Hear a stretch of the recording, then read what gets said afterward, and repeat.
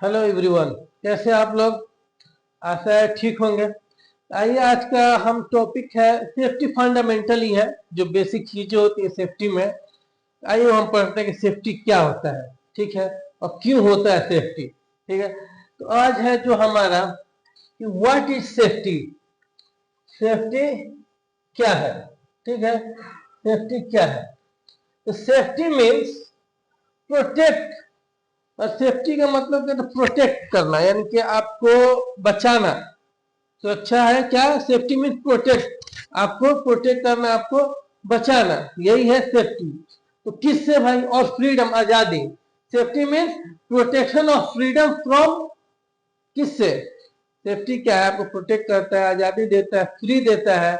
आजादी किससे? आजादी all type of risk and hazard which associate with work place. जितने टाइप के आपके रिस्क होते हैं, हजार्ड होते हैं, खतरे होते हैं, उससे हमें प्रोटेक्शन दे और आजादी दे काम करने के लिए। जो आपके वर्क प्लेस में जो भी हजार्ड और रिस्क होते हैं, उसी से हमें आजादी मिलता है, फ्रीडम मिलता है और प्रोटेक्शन मिलता है, बचाव।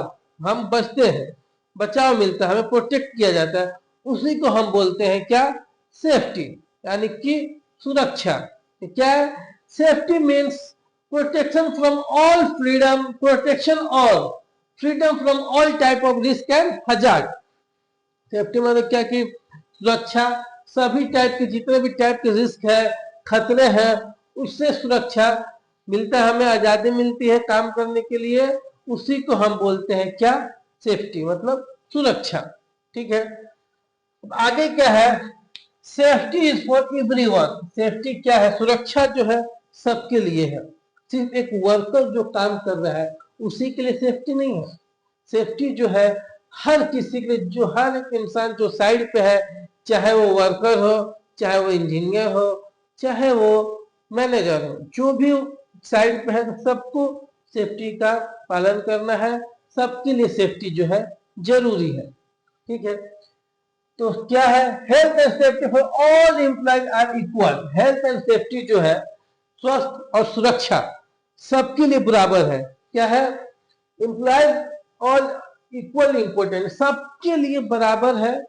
सब एम्प्लॉय के लिए जो सेफ्टी है, स्वस्थ और सुरक्षा सबके लिए बराबर है, सबके लिए समान है। हर एक किसी को सेफ्टी का फॉलो करना है। अब क्या है? Why safety is important. सुरक्षा जो है क्यों जरूरी होता है, ठीक है। सुरक्षा इसलिए जरूरी होता है, हमें वो हजार से बचाता है, हमारे हेल्थ को प्रोटेक्ट करता है, जितने टाइप के रिस्क उसे कम करता है। इसीलिए जो है कि सेफ्टी जो है जरूरी है। आइए देखते हैं क्यों जरूरी है। To protect health of all employees. Safety इसलिए जरूरी जो कि प्रोटेक्ट करता है जितने एम्प्लॉय है, जितने वर्कर है, जितने वहां पे काम कर रहे एम्प्लॉय और एम्प्लॉयर, सबको, सबके स्वस्थ का प्रोटेक्ट करता है, सबके सबके स्वस्थ को प्रोटेक्ट करता है, हेल्थ को प्रोटेक्ट करता है। इसलिए सेफ्टी जो है इंपॉर्टेंट है, जरूरी है, ठीक है। सेकेंड क्या दिया था? Ensure well being of all worker. Ensure करता है कि जितने भी वर्कर हैं सब अच्छे से रहे, ठीक रहे, ठीक है कि नहीं है, सबको चेक करता है। यानी चेक करना ही क्या है? वो सेफ्टी है, किसी का ख्याल रखना, खतरों से बचना, वही है सुरक्षा। इसलिए सुरक्षा क्या है? जरूरी है। सेकेंड क्या? To promote the positive culture in organisation और कंपनी। अगर मान लीजिए कोई कंपनी है, वहां पे सेफ्टी बहुत अच्छे से चलता है, उससे क्या होता है? कंपनी को प्रोटेक्ट, क्या कहते हैं, मतलब कि ये प्रमोट करता है, सॉरी, प्रमोट करता है। यानी कि क्या है कि कंपनी बहुत अच्छी है, यहाँ सेफ्टी से अच्छे से काम होता है, किसी तरह का एक्सीडेंट जल्दी नहीं होता है, यहाँ सेफ्टी का ज्यादा ख्याल रखा जाता है। इससे क्या होता है कि पॉजिटिव कल्चर, लोगों के बीच एक पॉजिटिव बातें फैलती हैं, लोग एक दूसरे से बोलते हैं अरे ये कंपनी, जैसे कि मान लीजिए आपने अरामको का नाम सुना होगा, सऊदी अरामको। वहां लोग बोलते हैं सऊदी अरामको हो गया, साबिक हो गया, ठीक है। ये जो बड़ी बड़ी कंपनियां, तो लोगों से आपने सुना होगा अरे बाप रे, हेल्थ, ये अरामको में बहुत कड़ा सेफ्टी है। तो ये पॉजिटिव बात हुआ कि अरामको कंपनी में जो है कि सेफ्टी बहुत ही ज्यादा है। उसी तरीके से अगर सेफ्टी से काम करेंगे, सेफ्टी में रहेंगे, सुरक्षा में रहेंगे। एक कंपनी ऑर्गेनाइजेशन जो होती कंपनियां, तो उसके प्रति एक पॉजिटिव बातें फैलती है। ये कंपनी जो अच्छी है, यहाँ पे सेफ्टी का बहुत अच्छे से ख्याल रखा जाता है और अच्छे से सेफ्टी में काम होता है। इसलिए सेफ्टी क्या है, इंपॉर्टेंट है, जरूरी है। ठीक है। To ensure accident and incident prevent, आप सेफ्टी इसलिए जरूरी है क्योंकि वो एक्सीडेंट और इंसिडेंट को क्या करता है, रोकता है, कम करता है। ठीक है, आगे हम पढ़ेंगे एक्सीडेंट और इंसिडेंट क्या होता है। ठीक है, इसलिए सेफ्टी जरूरी, जो एक्सीडेंट, जो खतरे होते हैं, घटना दुर्घटना होता है, उससे वो कम करता है। इसलिए सेफ्टी क्या है, जरूरी है। ठीक, to help the loss prevention, यानी जो लॉस होता है उसे कम करने में काम करता है। इसलिए सेफ्टी जरूरी है। मान लीजिए जैसे सेफ्टी का पालन नहीं, आप जैसे कि कोई कोई गाड़ी चला रहा है विदाउट हेलमेट चला रहा है, तो अगर आप गिरेंगे तो क्या होगा, आपके सर में चोट लगेगा। ठीक है, इसीलिए हेलमेट जरूरी है कि आपको वो रोके। आपका अगर बाई चांस गिर गया तो आपका सर कम से कम बचा रहा है। उसी तरह कंपनी में हर एक चीज सेफ्टी से काम करेंगे, आपका लॉसेस भी बचा रहेगा। कोई इक्विपमेंट है, चेक करना हुआ, उसको देखना हुआ ठीक है कि नहीं है, सेफ्टी से काम करेगा। अगर इक्विपमेंट खराब हो गया, टूट गया, सही से ध्यान नहीं दिया गया, तो किसका लॉस होगा, कंपनी का लॉस होगा। अगर वही चीज सेफ्टी से देखा जाए, हर एक चीज उसका चेक किया तब काम किया जाए, तो लॉसेस से कंपनी जो है बचेंगी, ज्यादा लॉसेस नहीं होगा। To ensure organisation development and its growth, ये इंश्योर करते हैं ऑर्गेनाइजेशन, जो कंपनियां होती है उसको डेवलप करने में, ठीक है, और ग्रोथ करने में। अगर मान लीजिए कोई कंपनी है, काम चल रहा है और वहां सेफ्टी का ख्याल नहीं रखा गया है, अब मान लीजिए किसी का एक्सीडेंट हो गया, पैर टूट गया, तो उसमें क्या होगा कि फिर इन्वेस्टिगेशन होगा, काम को रोका जाएगा।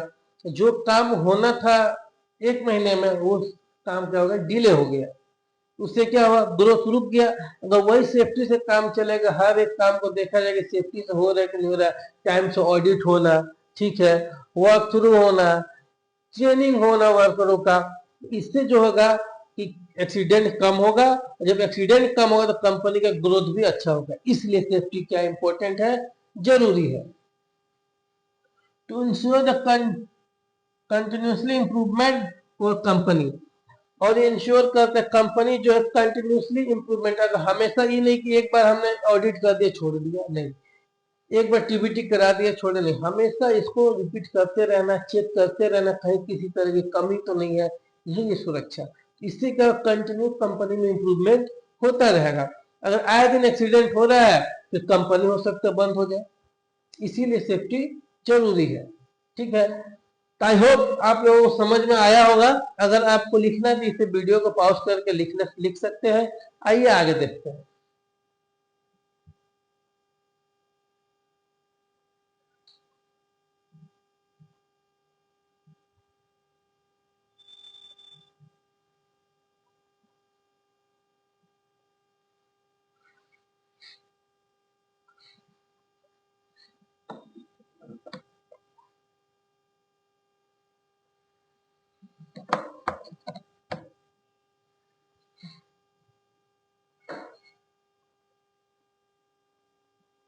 चलिए,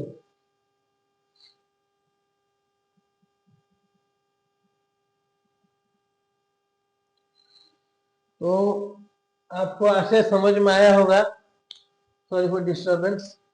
तो आगे देखते क्या है, who is the responsible for safety, safety के लिए जो है रिस्पॉन्सिबल कौन है, कौन रिस्पॉन्सिबल है सेफ्टी के लिए, क्या सेफ्टी ऑफिसर, क्या कंपनी, नहीं, सेफ्टी के लिए हर एक वो वर्कर, हर एक वो एम्प्लॉय, सबको सेफ्टी की जिम्मेदारी होना चाहिए, सबको रिस्पॉन्सिबिलिटी होना चाहिए सेफ्टी के लिए।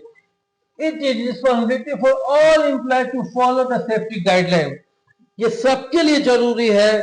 कंपनी में जितने भी लोग हैं सबके लिए जरूरी को सेफ्टी गाइडलाइन को फॉलो करें। सिर्फ एक सेफ्टी ऑफिसर के लिए नहीं, सिर्फ एक वर्कर के लिए ही नहीं, हर एक व्यक्ति के लिए जरूरी है जो कंपनी में ऑर्गेनाइजेशन में काम कर रहा है। उस हर एक आदमी के लिए जरूरी है कि वो जो है सेफ्टी के गाइडलाइंस को फॉलो करें। Employer and employees both are equal responsible to ensure the safety culture, यानी कि जो वर्कर है, जो स्टाफ है, जो मालिक है, जो वहां के मैनेजर है, चाहे एक वर्कर हो गया या फिर फोरमैन या सुपरवाइजर, इंजीनियर, मैनेजर, डायरेक्टर, उन सब को ध्यान रखना, सबके लिए जो है सेफ्टी कल्चर इक्वल है, दोनों के लिए क्या है, बराबर है। हर किसी को सेफ्टी का पालन करना है, हर किसी को सेफ्टी फॉलो करना है, हर एक की रिस्पॉन्सिबिलिटी है वो सेफ्टी से काम करे, सेफ्टी से रहे, सेफ्टी के गाइडलाइंस को फॉलो करे। सिर्फ एक सेफ्टी ऑफिसर की जिम्मेदारी नहीं है, ठीक है, हर एक की जिम्मेदारी है वो सेफ्टी को फॉलो करे। तो आइए देखते हैं हजार्ड क्या होता है। यानी आपने जो सेफ्टी की डिफिनेशन में पढ़ा होगा, डिफिनेशन में कि हमें रिस्क और हजार्ड जो आपके साइड उससे हमें बचाता है, आजादी देता है काम करने को, उसी को बोलते हैं सेफ्टी। तो हजार्ड क्या होता है, आइए पढ़ते हैं। हजार्ड जो है बहुत ही इंपॉर्टेंट है, ठीक है। हजार्ड क्या होता है, आपने अगला वीडियो देखा हो तो आप समझ गए होंगे हजार्ड क्या होता है। आइए फिर से एक बार देख लेते हैं हजार्ड क्या होता है। There is something which has a potential cause harm, कुछ ऐसा चीज जिसमें पोटेंशियल, जिसमें क्षमता हो हार्म पहुंचाने की, नुकसान पहुंचाने की क्षमता हो, वो क्या होता है, हजार्ड मीन खतरा होता है। जिससे चीज से आपको पता चले कि वो चीज हमें खतरा पहुंचा सकती है, वो हजार्ड है। अब जैसे मान लीजिए कोई केबल है, ठीक है, उसमें करंट फ्लो कर रहा है और जो है वायर दिख रहा है, वायर कटा हुआ है, तो अगर आप वो पकड़ेंगे तो आपको करंट लग सकता है, वो क्या है, हजार्ड, यानी उसमें क्षमता आपको चोट पहुंचाने की। तो कोई ऐसा चीज, हर वो चीज, anything potential to cause harm, किसी में क्षमता आपको चोट पहुंचाने को क्या है, हजार्ड है, ठीक। एक और इट इज पोटेंशियल, जिसमें क्षमता बीच में लीड इंजरी, जो इंजरी को लीड कर, जिससे इंजरी हो सकता है, जो चोट पहुंचाए, आपको हार्म करे, प्रॉपर्टी को डैमेज करे और इन्वायरमेंटल इफेक्ट करे, आपके इन्वायरमेंटल में भी इफेक्ट डाले, वो क्या है, हजार्ड है, ठीक है। तो क्या है कि हजार्ड है, तो कुछ हजार्ड के कुछ टाइप्स है जिसको हम पढ़ेंगे। उसमें उस टाइप को डिवाइड किया गया नेचर, इस उसमें उस हजार्ड में, उस नेचर में क्या, किस तरीके का हजार्ड है, किस तरीके का खतरा है, ठीक है। तो उसी को देखते हुए कुछ टाइप से हजार्ड के, आइए पढ़ते हैं कि क्या क्या हजार्ड के टाइप्स है, ठीक। टाइप्स ऑफ हजार्ड, आप तो जानेंगे कि हजार्ड क्या होता है, यानी कि हर वो चीज जिसमें क्षमता हो आपको चोट पहुंचाने के, आपको नुकसान पहुंचाने के, एनवायरमेंटल में नुकसान पहुंचाने का, ठीक है, प्रॉपर्टी लॉस करने का, वो क्या है, हजार्ड मतलब खतरा है। जैसे कि हम बोलते हैं डेंजर, अरे बहुत डेंजर है, वो वहां मत जाना, या फिर बाइक तेज चलाना डेंजर है, तो वही डेंजर वर्ड जो है हम बोलते हैं हजार्ड, खतरा, ठीक। तो टाइप्स ऑफ हजार्ड, कितने टाइप्स ऑफ हजार्ड है। तो पहला क्या है आपका, फिजिकल हजार्ड। फिजिकल हजार्ड क्या होता है, दिस इज इंक्लूडेड एलिमेंट, जैसे कुछ एलिमेंट उसमें इंक्लूड हो, कोई जैसे कि मान लीजिए हैमर हो गया, आप काम कर रहे हैं, कील ठोक रहे, आपके हाथ पे चोट लग गया, यानी वो फिजिकल हजार्ड, यानी कि आप से काम करने के दौरान आपको चोट लगा, आपको बॉडी को नुकसान पहुंचे, वो हो गया फिजिकल हजार्ड। और क्या होता है, लाइक एक्सट्रीम टेम्परेचर, बहुत ज्यादा हाई टेम्परेचर है, उसमें काम कर रहे हैं, वो क्या हुआ, फिजिकल हजार्ड हो गया। रेडिएशन, बहुत ज्यादा शोरगुल होना, वाइब्रेशन, ठीक है, और mechanical risk of from machinery, machinery के द्वारा जो मैकेनिकल रिस्क है, कोई मशीन चल रहा है, जैसे हैमर चला है तो बहुत ज्यादा वाइब्रेट करता है, ठीक है, उससे नुकसान पहुंचता है, वो क्या है, फिजिकल हजार्ड है, ठीक। उसी तरीके से 2 नंबर केमिकल हजार्ड। तो केमिकल हजार्ड में क्या, आपको वर्ड पढ़ते ही समझ गए होंगे, जिनको मालूम होगा, कुछ लोगों ने सुना होगा, कुछ लोगों ने नहीं सुना होगा। कुछ ऐसे केमिकल होती हैं जैसे कि HCl। HCl क्या है कि आपको खतरा, अगर आपके हाथ पे गिर गया तो हाथ को जला देगा, ऐसे ऐसे केमिकल अगर हाथ पे आपके गिरा इधर से होल करके निकल जाएगा। तो केमिकल हजार्ड कुछ ऐसी केमिकल, जो केमिकल से आपको नुकसान पहुंच सकता है, हर वो केमिकल क्या है, उसको हम बोलते हैं केमिकल हजार्ड। जैसे this involve in harmful substances, harmful यानी खतरनाक सब्सटेंसेस जो होती है, दे काउज हेल्थ इशू, जिससे आपके हेल्थ पे, आपके स्वास्थ्य पे असर पड़ता है, स्वास्थ्य आपके खराब होता है, हेल्थ इश्यू होता है थ्रू द एक्सपोज, अगर आप उससे एक्सपोज हो जाते हैं, अगर आपको उसके कांटेक्ट में आप आ जाते हैं। जैसे सच एसिड, एसिड हो गया, एसिड के कांटेक्ट में आएंगे, अगर आपका बॉडी कांटेक्ट में आ गया तो नुकसान हो सकता है, आपके हाथ को जला देगा, चमड़ी को जला देगा, ठीक है। सॉल्वेंट हो गया और पेस्टिसाइड, तो ये सब क्या है, केमिकल है। इस केमिकल के कांटेक्ट में अगर आप आएंगे तो जो खतरे होना हो, जो केमिकल होने वाली खतरे हैं, उसको हम बोलते हैं केमिकल हजार्ड। यानी बेसिकली वो ऐसा केमिकल जिससे खतरा हो, ह्यूमन बॉडी को नुकसान हो, इन्वायरमेंटल को नुकसान हो। जैसे कुछ केमिकल गिरते हैं तो धुआं जैसा उठता है, अगर आप इन्वायरमेंटल में जाकर मिक्स हो जाएगा, आपको सांस लेने में दिक्कत हो सकती है। आपका बॉडी कांटेक्ट में आ गया, चमड़े को जला सकते हैं, तो क्या है, केमिकल हजार्ड। यानी कि केमिकल से होने वाले खतरे को हम केमिकल हजार्ड बोलते हैं। उसके बाद में क्या है, बायोलॉजिकल हजार्ड। ठीक, बायोलॉजिकल हजार्ड क्या होता है, यानी कि ऐसी बीमारी जो एक से दूसरे में फैले, उसको हम बायोलॉजिकल हजार्ड बोलते हैं।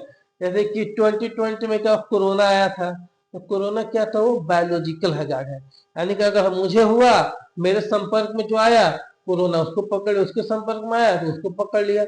जो वायरस जो हो रहा था, एक से दूसरे में ट्रांसमिट कर रहा था, जा रहा था, बढ़ रहा था, तो क्या हुआ, वो कोरोना क्या है, आपका बायोलॉजिकल हजार्ड है। आइए देखते हैं, दिस ऑर्गेनिज्म जो होता है, छोटे ऑर्गेनिज्म और सब्सटेंस प्रोड्यूस बाय ऑर्गेनिज्म, यानी वो एक से ज्यादा आपस में फैलते जाते हैं, एक के संपर्क में आते ही, get can pose threat to human body, ये ह्यूमन बॉडी को क्या करते हैं, थ्रेट बनाते हैं, शिकार बनाते हैं। जैसे कोरोना था, कोरोना ह्यूमन बॉडी को थ्रेट करते हैं, नुकसान पहुंचा रहा था, उसको शिकार बना रहा था। मुझे वायरस लगा, मेरे संपर्क में कोई आया, उसको वायरस लग गया, उसके ह्यूमन बॉडी को थ्रेट कर रहा था। क्या कोरोना कृषि को नुकसान पहुंचा सकता है, लोहे को नुकसान नहीं, वो ह्यूमन बॉडी को थ्रेट करता है, ह्यूमन बॉडी को शिकार बनाता है। हर वो चीज जो ह्यूमन बॉडी को शिकार बनाए, जो ऑर्गेनिज्म होते हैं, जो सब्सटेंसेस होते हैं, तो वो क्या हो गया, आपका बायोलॉजिकल हजार्ड हो गया, ह्यूमन तो ह्यूमन में एक दूसरे में फैलते जाना।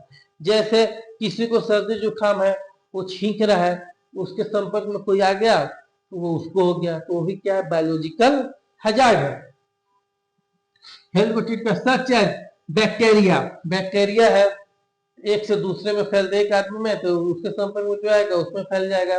कहीं बैक्टीरिया आपने टच किया, आपको फैल गया, तो उसको क्या होगा, बैक्टीरिया आपका बायोलॉजिकल हजार्ड है। ठीक, वायरस, जो वायरस था कोरोना वायरस, फंगस और बहुत तरह के वायरस, फंगस जैसे खुजली होता है, बोलते ना दिनाय हो गया है, वो भी क्या बायोलॉजिकल हजार्ड है। अब खुजली हुआ, यहाँ पे खुजला लिया, किसी से हाथ मिला लिया, उसको हो जाएगा। आप यहाँ खुजलाया, फिर यहाँ पे खुजला, यहाँ से यहाँ चला आया, यानी ट्रांसमिट कर रही है, फैल रहा है। ठीक है, तो क्या होगा, बायोलॉजिकल हजार्ड। और अदर बायोलॉजिकल टॉक्सिस, और भी जितने तरह के बायोलॉजिकल टॉक्सिस है, वो नुकसान पहुंचाते हैं ह्यूमन बॉडी को, वो क्या हो गया, आपका बायोलॉजिकल हजार्ड। ठीक है, अच्छा कि समझ में आपको आया होगा। और आप लिखना चाहे तो वीडियो को पॉज करके लिख सकते हैं। नेक्स्ट पढ़ते हैं, क्या है, इकोनॉमिक हजार्ड। इकोनॉमिक हजार्ड क्या होता है, जैसे कि हम सोते हैं घर पे, ऊंचा तकिया लगा लिया, तो क्या होता है, हमारे मसल्स में क्रैम्प आ जाता है, गर्दन दर्द करने लगता है। वो क्या है कि इधर घुमाओ तो घूमता ही नहीं है, सीधा ही रहता है, थोड़ा सा टेढ़ा हुआ तो दर्द करने लगता है। यानी गलत पोस्चर में काम करना, या फिर मसल्स में क्रैम्प आ जाना, मसल्स में नुकसान पहुंचना, हो गया आपका ergonomic hazard. This involve in work condition, ये इन्वॉल्व होता है आपके वर्क कंडीशन पे, दैट कुड काउज मस्कुलेट इंजरी, जो मसल्स में इंजरी को काउज कर, मसल्स को काउज करता है, मसल्स में नुकसान पहुंच जाता है, मसल्स में आपके इंजरी होता है, उसको हम बोलते हैं क्या, एर्गोनॉमिक हजार्ड। जैसे लाइक रिपीटेटिव मोशन, आप एक ही मोशन को बार बार रिपीट कर रहे हैं, हो सकता है आपके मसल्स में क्रैम्प आ जाए, ठीक है। और इम्प्रॉपर वर्क स्टेशन सेटअप, आपका जो वर्क स्टेशन है इम्प्रॉपर नहीं है, इम्प्रॉपर सही से सेटअप नहीं है, इधर उधर बिखरा पड़ा और सही से नहीं है। आप काम करेंगे, कोई पैर उठा ले, कोई पैर ज्यादा दब गया, उसी का तो मसल्स में क्रैम्प होता है, वर्क स्टेशन सही नहीं है, वो उसको हम बोलते हैं economic hazard.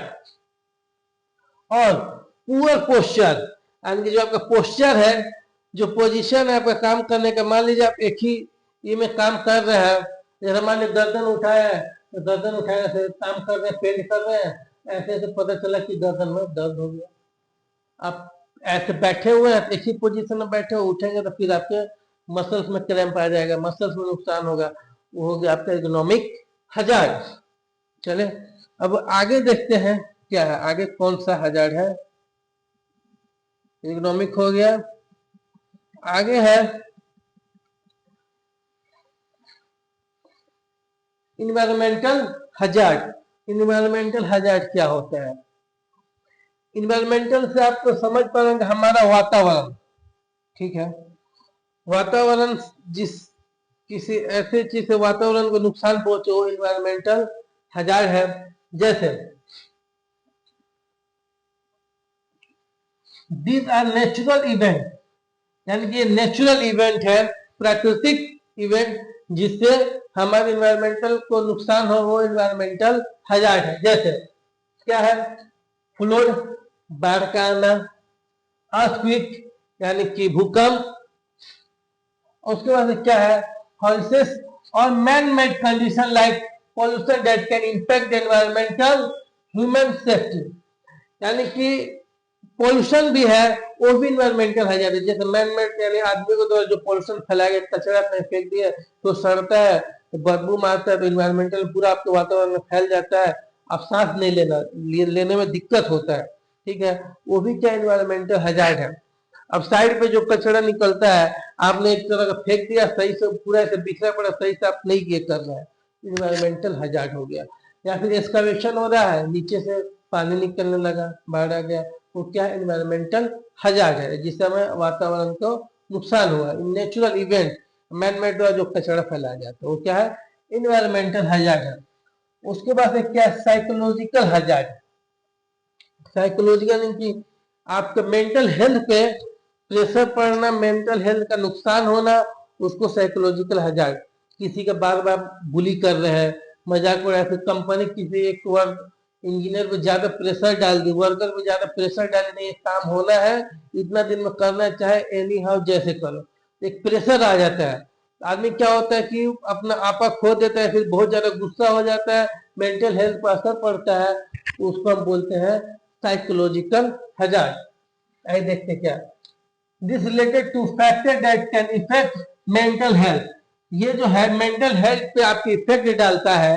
And well being such stress, और आपको स्ट्रेस हो, workplace violence, workplace violence जैसे झगड़ा वगड़ा हो गया, और हरासमेंट, किसी को हरास करना, मजाक उड़ाना, उसको तंग करना, तो उसको क्या है? आपका साइकोलॉजिकल हजार्ड है। किसी को बुली करना, या फिर किसी ज्यादा कंपनी ने ज्यादा प्रेशर डाल दिया, तो उससे क्या होता है? वो आपके मेंटल हेल्थ पर असर पड़ता है। क्या वर्कर को फोर्स करने के लिए ये काम करो, इसे करो, खाली बोली सेफ्टी, हम नहीं जानते, हमको इतना काम चाहिए, तो अभी चाहे वर्कर को प्रेशराइज करना, दबाव डालना, ये क्या है? आपका साइकोलॉजिकल हजार्ड है। ये 6 टाइप के हजार्ड है। आशा आप लोग को समझ में आया होगा, और वीडियो को पॉज करके आप लिख सकते हैं।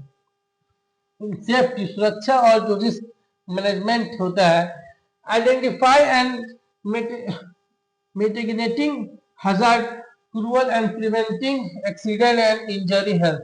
ये जो हजार्ड है इसको डिवाइड किया गया है कि इससे क्या खतरा, उस खतरे को आपको कैसे रोकना है, उस खतरे को कैसे रोकना है, उससे इंजरी होने से कैसे रोकना है, एक्सीडेंट को कैसे रोकना है, तो हेल्थ इश्यू हो रहा है उसको कैसे रोकना है, ठीक। आइए आगे देखते हैं, आगे क्या है? रिस्क। रिस्क क्या होता है? तो रिस्क जो है, रिस्क इज ए चांस, ये क्या है? एक चांस है। रिस्क क्या है? चांस। अचानक से कुछ चीज हो जाना चांस, क्या ये हो सकता है? नहीं भी हो सकता है। जैसे खतरा हो सकता है, नहीं भी हो सकता है। अब जैसे कि मान लीजिए कि कहीं नदी का पानी सपोर्टेड, बहुत ज्यादा बहाव है, अब उसमें नहाइएगा तो हो सकता है आपको डूब जाए, हो सकता है नहीं भी डूबे, तो एक चांस है। वर्कर कोई काम कर रहा है, उसने फुल बॉडी हार्नेस सही से हुक नहीं किया है, तो हो सकता है वो एक्सीडेंट हो जाए, हो सकता है नहीं भी हो, एक चांस होता है। लेकिन सेफ्टी से काम करना है, हमें चांस नहीं देना है कि एक्सीडेंट हो जाए। हमें जो है सेफ्टी दे, क्या रिस्क कीजिए, चांस हाई और लो।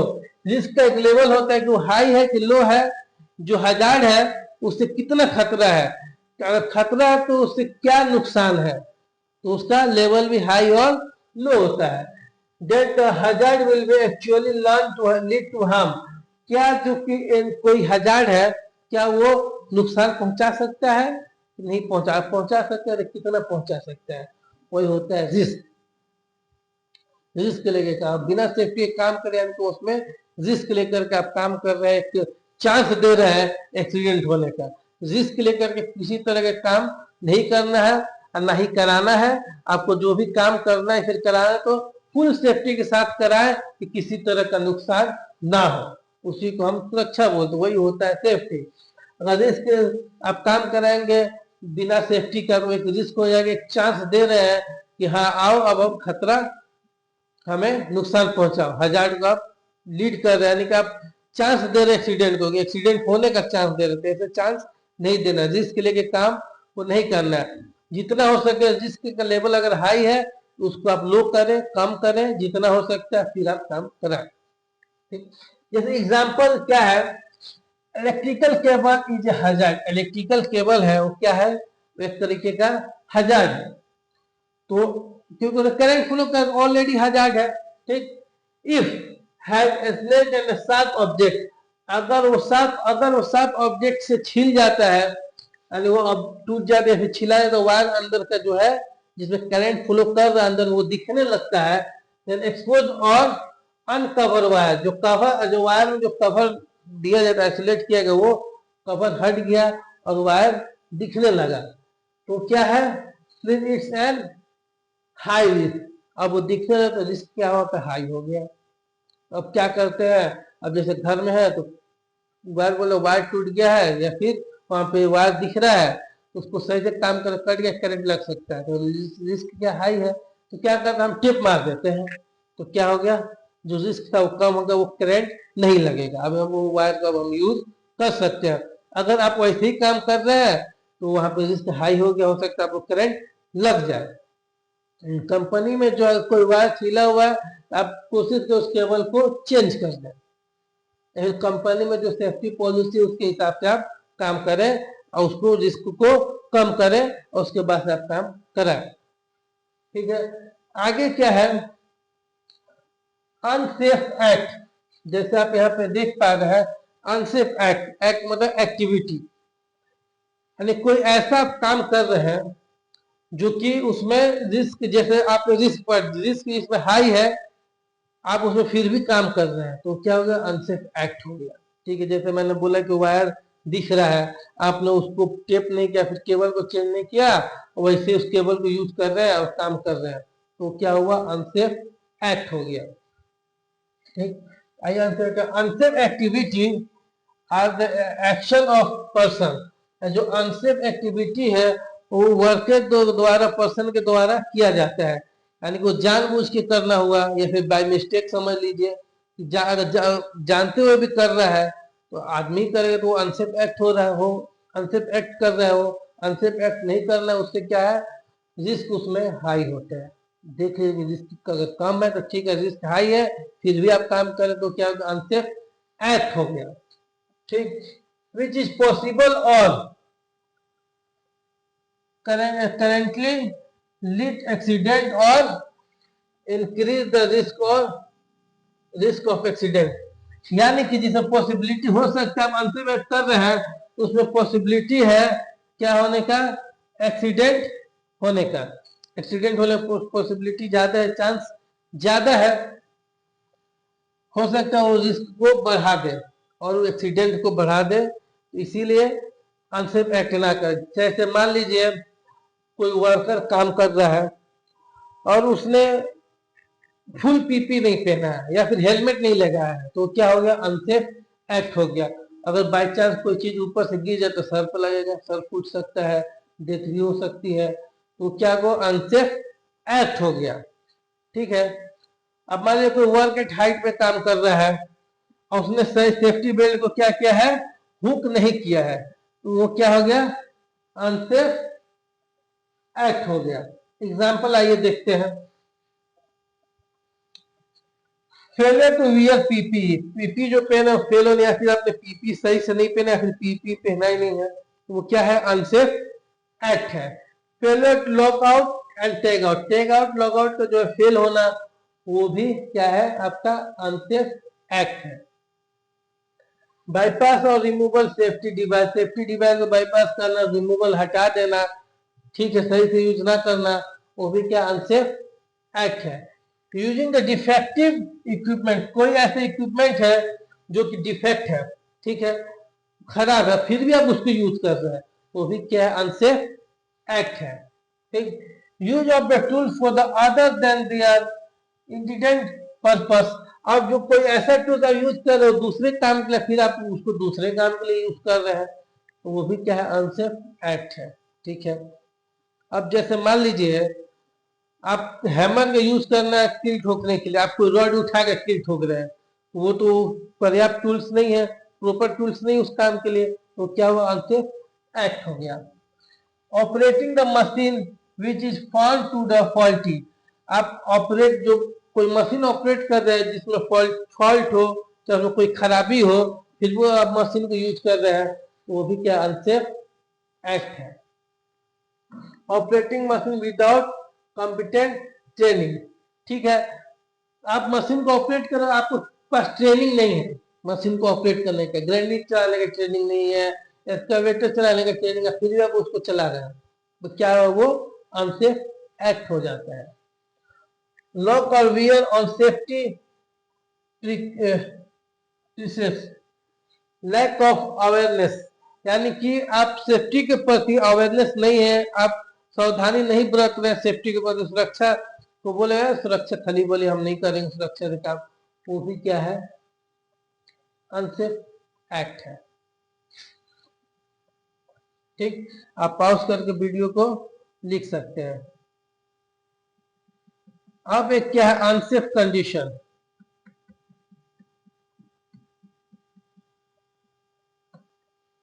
अनसेफ कंडीशन, अनसेफ कंडीशन क्या होता है?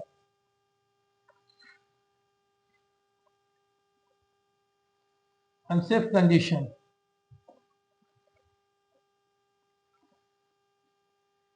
any condition or situation which increase the and risk and damage or accident can be called unsafe condition, यानी कि ऐसा कंडीशन जो कि रिस्क को बढ़ावा दे, डेंजर को बढ़ावा दे, उसको हम बोलते हैं अनसेफ कंडीशन। ठीक, और एक condition in the workplace that likely to cause property damage और इंजरी, ऐसा कंडीशन जो आपके वर्क प्लेस पे जिससे कि नुकसान हो सकता है, प्रॉपर्टी को डैमेज कर सकता है, आपको इंजरी कर सकता है, वो क्या है, अनसेफ कंडीशन है। जैसे डैमेज इलेक्ट्रिक वायर, आपने देखा है कोई इलेक्ट्रिक वायर और डैमेज है तो आपको नुकसान पहुंचा सकता है, क्या, अनसेफ कंडीशन है। ठीक। फॉल्टी मशीन और equipment without proper protective guard, कोई फॉल्टी मशीन है, कोई खराब मशीन है, कोई ऐसे इक्विपमेंट है जिसमें सेफ्टी गार्ड नहीं है, जैसे ग्राइंडर है तो व्हील गार्ड नहीं है, ठीक है, तो वो सब क्या है, अनसेफ कंडीशन, रखा हुआ काम नहीं कर रहे, जिसमें मान लीजिए कोई ग्राइंडर मशीन है उसमें व्हील गार्ड नहीं है, तो क्या हो गया, वो अनसेफ कंडीशन होगा। अगर विदाउट व्हील गार्ड का यूज कर रहे हैं तो अनसेफ एक्ट हो गया। ठीक। ऑयल और केमिकल स्पिल, मान लीजिए जब सरफेस पर तेल या फिर केमिकल गिरा हुआ है, अनसेफ कंडीशन हो गया। स्लिपरी और अनस्टडी सरफेस, सरफेस जो स्लिपरी है और सही नहीं है, उबड़ खाबड़ है, तो वो भी क्या है, अनसेफ कंडीशन है। And the excessive lighting, lighting का सही नहीं होना है, फिर बहुत ज्यादा लाइटिंग का होना, आंख पे पड़ना, वो भी क्या अनसेफ कंडीशन है। Fire explosion hazard, poor housekeeping, poor housekeeping जो आपका सही का हाउसकीपिंग नहीं है, ठीक है, तो उसमें भी क्या है, उसमें आग लग सकता है, काम चल रहा है हॉट वर्क, तो वो भी क्या अनसेफ कंडीशन है। यानी पुअर हाउसकीपिंग मतलब अनसेफ, पुअर हाउसकीपिंग तो अनसेफ कंडीशन है। एक्सेसिव नॉइज, बहुत ज्यादा शोरगुल होना, जैसे कोई मशीन चल बहुत ज्यादा आवाज कर रहा है, वो भी क्या अनसेफ कंडीशन है। पुअर वेंटिलेशन, हवा का जो आना, वेंटिलेशन जो है आना जाना वो सही नहीं है, तो वो भी क्या है अनसेफ कंडीशन। और भी बहुत सारे अनसेफ कंडीशन होते हैं।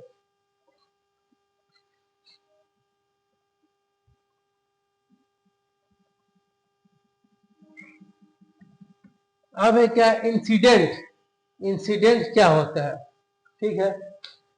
Incident means what, work related event, ये क्या एक वर्क रिलेटेड इवेंट है इन विच इंजरी और इल हेल्थ, जिससे आपको इंजरी हो सकता है, स्वास्थ्य खराब हो सकता है आपका, और फर्टिलिटी ऑकरेंस कुड है, और यानी इसमें आप मर भी सकते हैं, आपको डैमेज हो सकता है, उसको हम इंसिडेंट कहते हैं, ठीक है।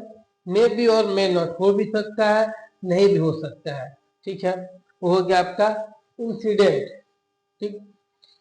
अब आइए एक्सीडेंट यानी घटना, इंसिडेंट। अब एक्सीडेंट क्या होता है, ठीक, it is unplanned event, accident का ये एक अनप्लान इवेंट है, and undesired, unplanned and undesired event which can cause injury. ये अनप्लान इवेंट, जैसे हम कोई प्लान थोड़ी ना करते कि हम जा करके बाइक ठोक देंगे, या फिर हैमर ऊपर से फेंक देंगे, नहीं ना, या फिर गिर जाएंगे, कूद जाएंगे, नहीं। तो ये क्या होता है, अनप्लान इवेंट होता है, और डिजायर इवेंट, अनप्लान इवेंट और undesired event which can cause injury, जो कि इससे क्या होता है, इंजरी हो सकता है, आपको चोट लग सकता है, डैमेज पहुंच सकता है, इल हेल्थ, आपको स्वास्थ्य को नुकसान पहुंच सकता है, property damage and fertility, property damage हो सकता है और आप मर सकते हैं।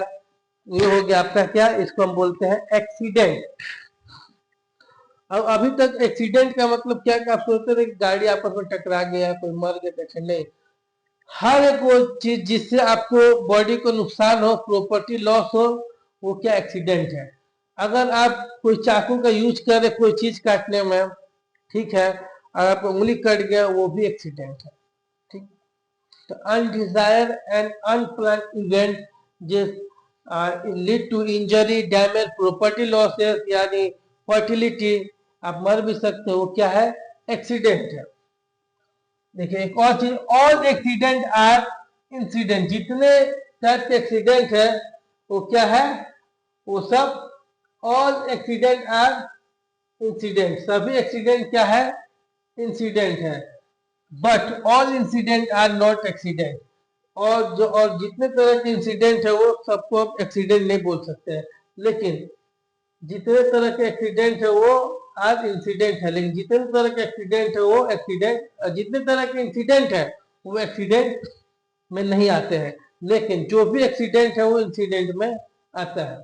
जैसे नियर मिस हो गया, आगे हम पढ़ेंगे, नियर मिस हो गया, नियर मिस मतलब कोई ऐसा, आप बोलते ना बाल बाल बच गया, क्या चोट लगने से बाल बाल बच गया, मरते मरते बाल बाल लग गया, एक्सीडेंट होते तो बाल बाल बच गया, तो वो क्या है, वो आपका इंसिडेंट हो गया, ठीक है, उसको हम इंसिडेंट बोलेंगे, लेकिन वो एक्सीडेंट नहीं होगा, वो क्या होगा, एक्सीडेंट में नहीं आएगा। All incident are not accident.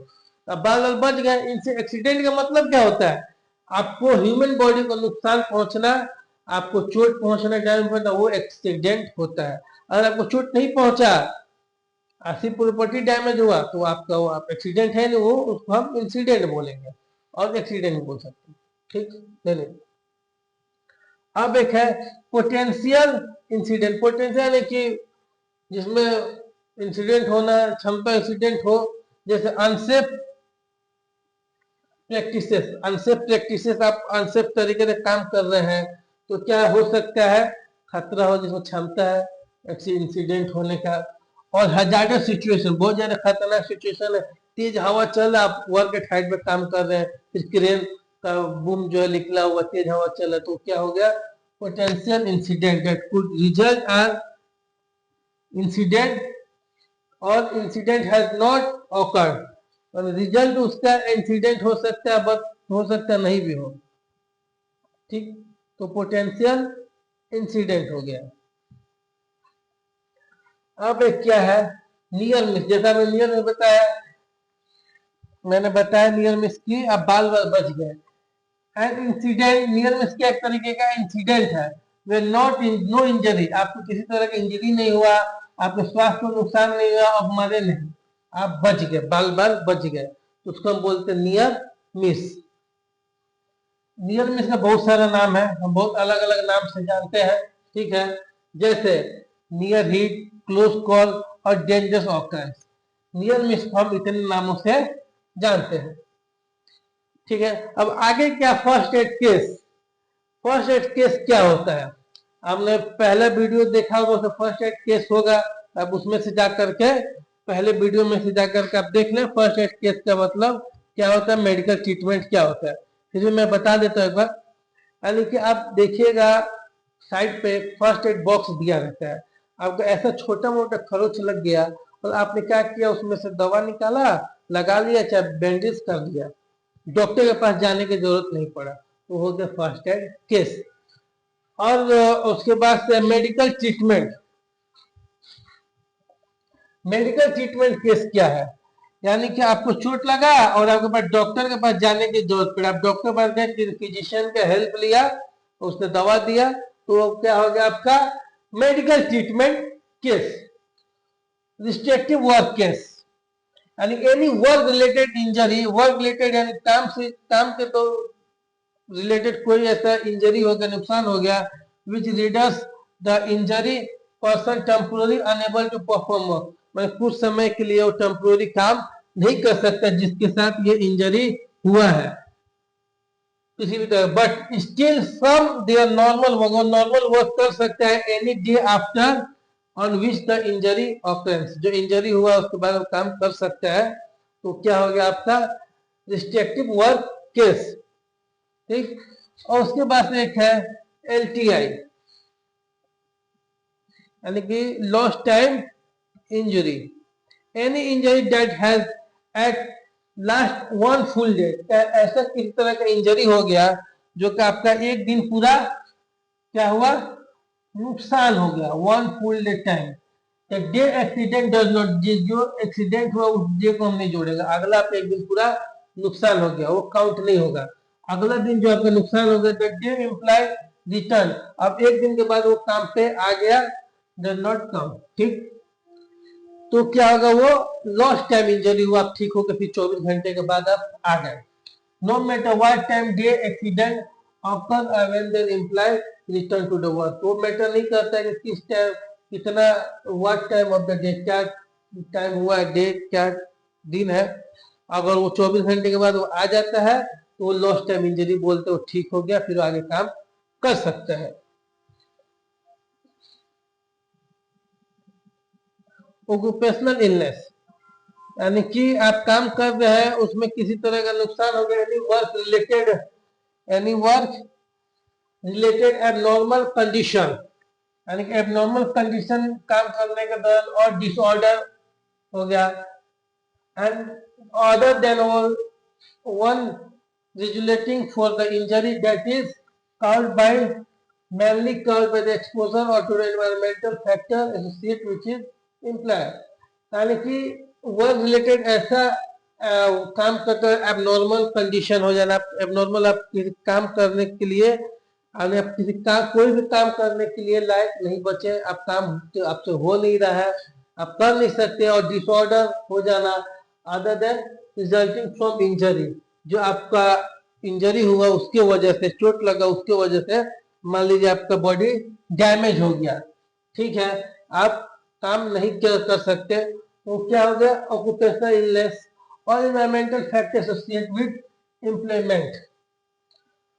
उसके बाद एक क्या, environmental incident, it is unplanned event, event अब कोई भी इंसिडेंट है जैसे अनप्लान इवेंट ही होता है वो, और चांस, इंसिडेंट है तो चांस दे हैज और कुड हैव, हो भी सकता है नहीं भी हो सकता, निगेटिव इम्पैक्ट इसका पड़ेगा, और जिसे निगेटिव इम्पैक्ट पड़े आपके इन्वायरमेंटल तो हो गया इन्वायरमेंटल इंसिडेंट, जैसे आपके इन्वायरमेंटल हजार्ड में आप लोगों ने पढ़ा। Complete regarding high noise level, बहुत ज्यादा नॉइज होना तो हो गया आपका इन्वायरमेंटल इंसिडेंट, ठीक है। पोल्यूशन, बाढ़ का जाना, ये सब क्या इन्वायरमेंटल इंसिडेंट है। रिकॉर्डेबल केस, रिकॉर्डेबल केस क्या है? अरे ऐसा एक्सीडेंट जो कि ऑक्यूपेशनल डेथ, आपको काम करने वाला मर गए, ठीक है, नॉन फैटल, आप मरे नहीं, आपका डैमेज हो गया, ठीक है, ऑक्यूपेशनल इलनेस, और injury which involve loss of consequences, restricted work transformation, other job, medical treatment और अदर देन फर्स्ट एड। यानी कि आपको चोट लगा, आपका पैर टूट गया, कोई मशीन पलटी हो गया, कोई आदमी मर गया, ठीक है, तो उसको हम बोले रिकॉर्डेबल केस। उसका रिकॉर्ड रखा जाता है कंपनी के अंदर कि किस तरीके से एक्सीडेंट हुआ, उसके रिकॉर्ड देना, उसको हम बोलते हैं रिकॉर्डेबल केस। कोई मर गया, किसी का हाथ टूट गया, पैर टूट गया, बॉडी का डैमेज हो गया, जब बहुत बड़ा प्रॉपर्टी लॉसेज, जैसे कि कोई मशीन क्रेन गिर गया काम करने के दौरान, ठीक है, तो उसको हम बोलते हैं रिकॉर्डेबल केसेस, ठीक है। तो ऐसा आपको समझ में आया होगा, और आप पहला वीडियो जा करके देखिए सेफ्टी फंडामेंटल का, और आप इसको भी देखिए, समझिए, और आप इसको आज से समझ में आया होगा, आगे समझे, और स्टॉप करके आप ऑफ करके लिख सकते हैं।